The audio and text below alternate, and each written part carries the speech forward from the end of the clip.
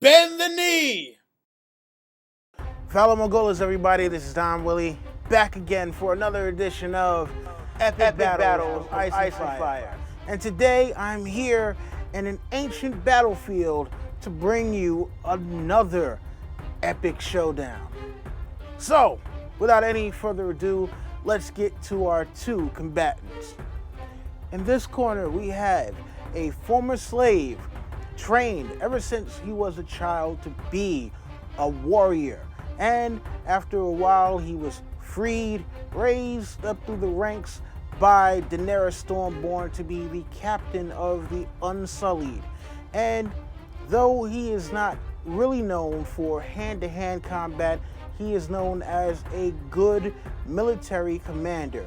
And that is the leader of the Unsullied, Greyworm.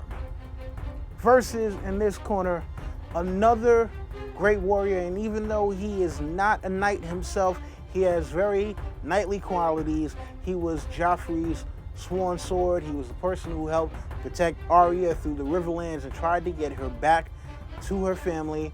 And even though we may not see him again in the story, although we probably already have and probably will again, he is someone's favorite out there, and many people's favorite, in fact, and that is Sandor Clegane, also known as the Hound.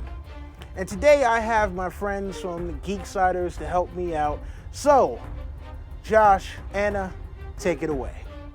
Greyworm was taken as a boy into slavery by the good masters of Astapor. Dedicated to the training and commerce of Unsullied, warrior eunuch slaves trained into absolute obedience since early childhood. Greyworm's strengths: remarkable speed and agility. Mastery of the short sword, shield, and 3 lengths of spear. Utterly fearless.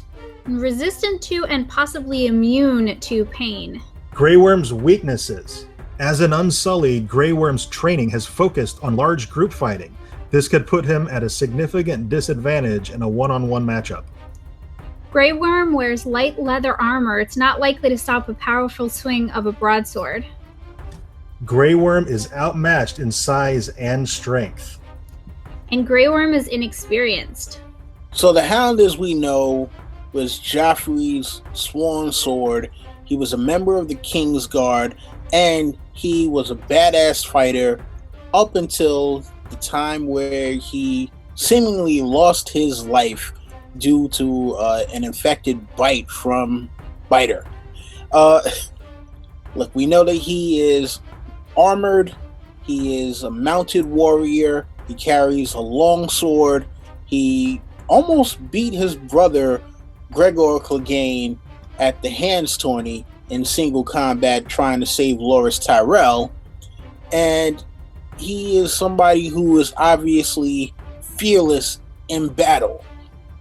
And as far as that, even though those are his great strengths, he does happen to be a little slower than Greyworm, and his size can also be used against him, as well as speed. Because he happens to be an armored opponent, that armor may possibly weigh him down, and if the fight goes on for too long, who knows, that armor could actually be his undoing.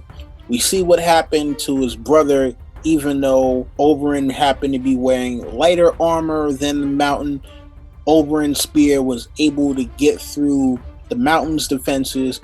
And since Greyworm is somebody who uses a spear as well, it is possible that that spear could possibly penetrate the Hound's defenses as well. So, Anna, Josh, how in the world do you think your guy, Greyworm, Mr. Unsullied, could possibly defeat the undefeatable Hound?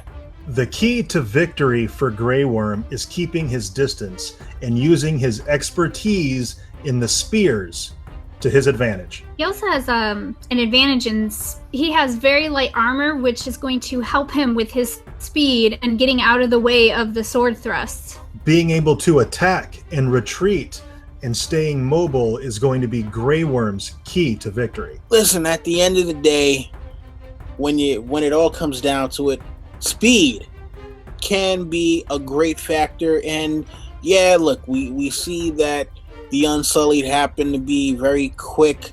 They're probably some of the quickest fighting units that you have in this world of Ice and Fire. But we saw what Oberyn's speed counted for when he started getting arrogant. Now, I don't think that Greyworm would be as arrogant in a fight versus the Hound, but Greyworm is used to fighting in large groups. He's not used to fighting in one-on-one single combat because that's not really what he was trained for. We don't know if he happened to fight a lot of mounted foes, and we know that Sandor happens to be mounted. He had his horse Stranger, who happens to be on Quiet Owl right now. But look, I'm not gonna say that the advantage would definitely go to Sandor just because of the fact that he happens to be mounted. I mean, look, we all know about the story with the Unsullied defeating those Dothraki and making all of them cut their braids and all that, but the Hound is not a damn Dothraki screamer. He is a savage warrior from Westeros who happens to be one of the fiercest competitors, not only in regular battle, but also in tourneys as well. So, I mean, look, I like your guy Greyworm. I like him. But, come on, man. Do you really think when it comes down to it that he's actually going to be able to take down this guy who is almost a mountain unto himself? I think if the fight goes more than a couple of minutes, Greyworm has a legitimate shot. Also, as far as we know, the Unsullied are immune to pain, so any minor injury that Greyworm receives is not going to slow him down. And because he's immune or doesn't feel pain, a simple bite on the neck isn't going to slow down Greyworm. Touche. You know what? Look, yeah, he might have gotten slowed down by a bite to the neck, but let's not forget that this guy also happened to have his teeth filed, and infection can kill anyone. Just ask Khal Drogo about that one. All right? Look, if you're talking about the fight lasting more than a couple of minutes, remember, the Hound has been through some fierce fighting throughout the entire story. And all that time, I'm pretty sure he had on the armor. So, yeah, look, fighting against somebody like Greyworm, who is quick and is probably going to use that speed to try to breach his defenses, yeah, he might get a little tired, but you know what? One swipe of that longsword, and there goes Greyworm's leather armor. There possibly goes one of Greyworm's arms, and then next, there goes Greyworm all together. I can't argue with that.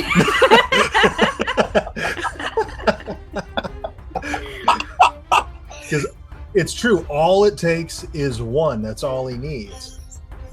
The real trick is avoiding that one swipe, which I think Greyworm can do due to that speed and agility that we've been talking about. Running circles around the Hound. Yeah, but how long can he keep that up? I mean, look, the Unsullied are used to marching and not running. So after a time, he is going to get winded. Let him do all the running he can. If he can't breach the Hound's armor, he is a dead man.